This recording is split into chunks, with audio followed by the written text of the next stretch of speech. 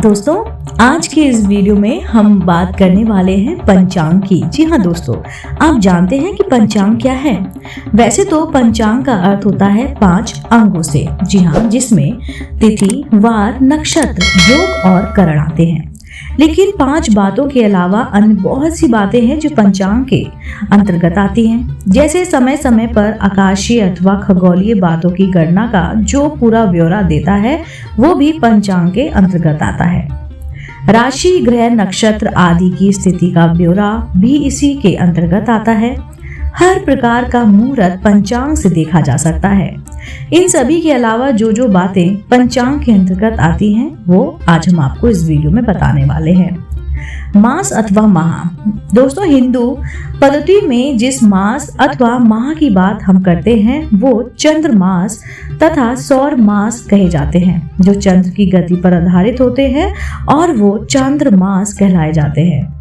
चंद्रमा पृथ्वी का एक चक्कर पूरा करता है तो वह समय चांद्र मास हो गया। सरल भाषा में कहें तो एक पूर्णिमा से दूसरी पूर्णिमा तक का समय अथवा कृष्ण प्रतिपदा से शुक्ल पूर्णिमा तक का समय चंद्रमास कहा जाता है। चंद्रमास भी 2 प्रकार के होते हैं, एक पूर्णिमा तक, दूसरा अमावस्या तक। दोस्तों, चंद्रमा को अश्विनी नक्षत्र से रेवती नक्षत्र तक जाने में जो समय लगता है उस समयावधि को नक्षत्र मास कहते हैं। सावन दिनों को मिलाकर एक सावन मास बनता है।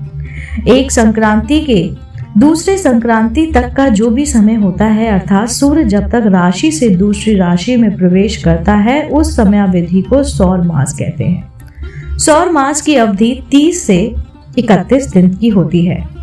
हिंदू कैलेंडर के अनुसार 12 हिंदू मास है, जैसे चैत्र, वैशाख, जेठ, आषाढ़, सावन, भाद्रपद, अश्विन, कार्तिक, मार्गशीर्ष, पौष, माघ तथा फाल्गुन। अयन से ऋतुओं का संबंध क्या है?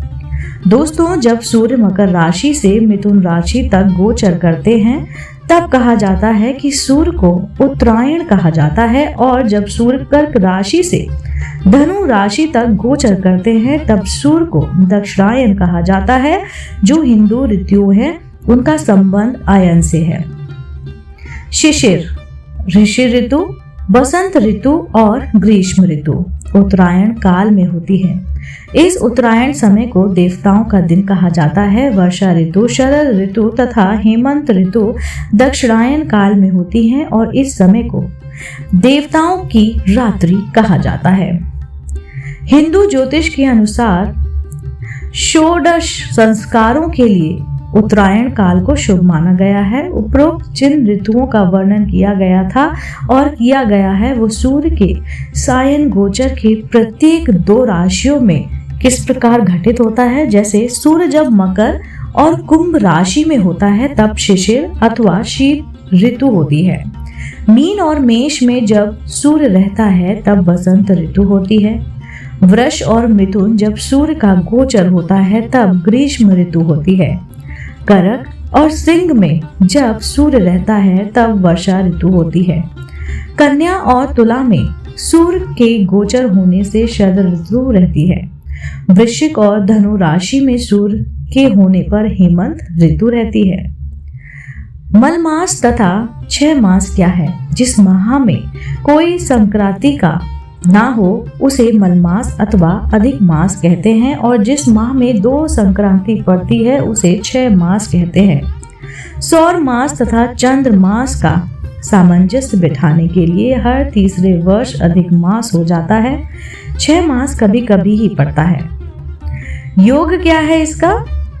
चलिए जानते हैं। योग शब्द का अर्थ जोड़ना होता है। जी हाँ दोस्तों, पंचांग के 5 अंग में से एक अंग योग है, जिसकी गणना चंद्र और सूर्य के भोगांश कोम जोड़कर, और जो जोड़ आता है उसे 13 डिग्री 20 मिनट से भाग देना होता है और गणना आती है उस नंबर का योग वर्तमान में होता है। मान लीजिए भाग देने पर भागफल 22.24 आता है तो इसका अर्थ हुआ कि 22 योग बीत चुके हैं, अब 23वां योग शुभ चल रहा है। दोस्तों, योग अपने नाम के अनुसार शुभ तथा अशुभ होते हैं। योग 27 होते हैं और इनके नाम भी क्रम से होते हैं। विषकुंड, प्रीति, आयुष्मान, सौभाग्य, शोभन, अतिगंड, सुकर्मा, घृतिशूल, गंड, वृद्धि, ध्रुव, व्याघात, हर्षणा, ब्रज, सिद्धि, व्याप्तिपात, वरियात, परिधि, शिव, सिद्धा, साध्य, शुभ, शुक्ल, ब्रह्म, इंद्र, वैकृति। करण क्या है? करण पंचांग का ही एक अंग है। जी हाँ, योग की तरह इसकी गणना भी सूर्य तथा चंद्र के भोगांश पर आधारित है। इसकी गणना में सूर्य तथा चंद्र के भोगांश के अंतर को 6 से भाग किया जाता है। सरल शब्दों में कहें तो सूर्य तथा चंद्रमा के 6 डिग्री के अंतर से एक करण बनता है। यह तिथि का आधा होता है और इस तरह से एक दिन में 2 करक होते हैं। 30 तिथियों में 60 करण होते हैं। करणों के नाम क्या है? दोस्तों, इसके 11 प्रकार के करण होते हैं, जिसमें से किंतु धन गणना करने पर पहले 7 करणों की पुनरावृत्ति 8 बार होती है और अंत में शेष 3 करण आते हैं। इसका अर्थ है कि अंत के 4 करण स्थित है।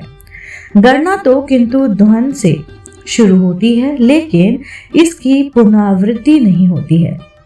इसके बाद के 7 करणों की पुनरावृत्ति 8 बार होती है। शकुनी, चशुपद, नाग और किंतु ध्वन ये 4 स्थित करण हैं और महीने में 1 बार ही आते हैं। बव, बालव, कौलव, तेतिल, गर, वजीन, वृष्टि चर करण हैं। इसमें वृष्टि यानी कि भद्रा को छोड़ बाकी सब शुभ है।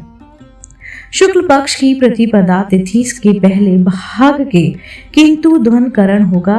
कृष्ण पक्ष की चतुर्थी तिथि के दूसरे भाग में शकुनी करण होगा और अमावस्या तिथि के दिन पहले भाग में चतुष्पश तथा दूसरे भाग में नाग करण होगा। दोस्तों, आज के लिए इतना ही। उम्मीद करती हूँ आपको आज का वीडियो बेहद पसंद आया होगा और आपको ये जानकारी मिली होगी कि पंचांग है क्या, पंचांग की गणना कैसे होती है, पंचांग हमारी जिंदगी में कैसे कैसे दिन लाता है और इसको हम कैसे अनुमान लगा सकते हैं। ये जानकारी मिलने कि अगर आपको ये सही जानकारी है और आपको लगता है कि ये आपको लाभकारी है तो आप मेरे चैनल को तुरंत से लाइक कीजिए, शेयर कीजिए और सब्सक्राइब कीजिए। मैं आपको मिलती हूँ जल्दी सी चैनल पर। तब तक के लिए नमस्कार।